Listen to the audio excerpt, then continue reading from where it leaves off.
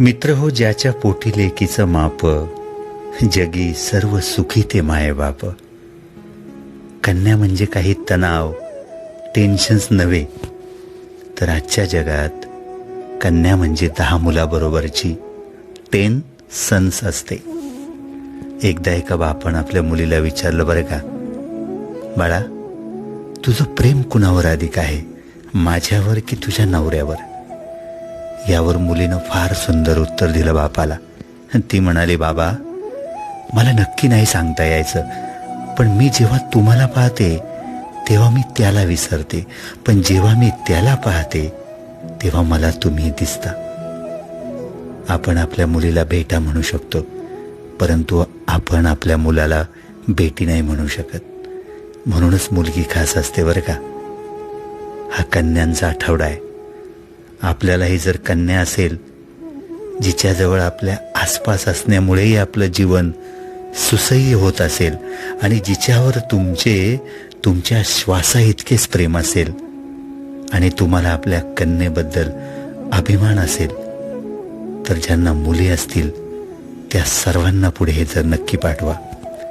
कारण मुलगी म्हणजेच आनंद, मुलगी म्हणजेच परी. ज्या ज्या कुणाला मुली असतील त्या सर्वांचं अभिनंदन. कारण अहो, मुली घरातल्या पोपटाप्रमाणे असतात.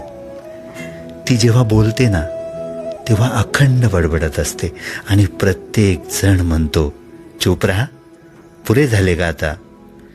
जेव्हा ती चुपचाप असते ना तेव्हा आई काळजीने विचारते, तू बरी आहेस ना ग? बाप विचारतो, आज घर शांत शांत का वाटतंय? भाऊ विचारतो, रागावलीस का ताई?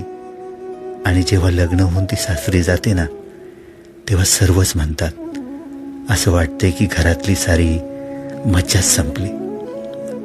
ती म्हणजे घरातलं सतत वाजणारं संगीत असतं बरं का. जगातील तमाम भावनाशील, सुंदर, छान, गोड आणि साध्या सरळ कन्यांना हे समर्पित आहे. अर्थातच सर्वच मुलींना, कारण मुलगी असल्याचा मला सार्थ अभिमान आहे. कारण आमच्यामुळं सगळीकडे चहलपहल असते बरं का.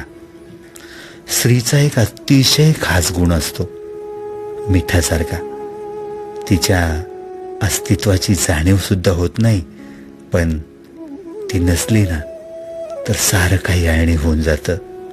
मित्रो, आपल्यासारख्या प्रेमळ बहिणींना, मुलींना आणि आपल्या सर्व मैत्रिणींना हा लेख पुढे पाठवा.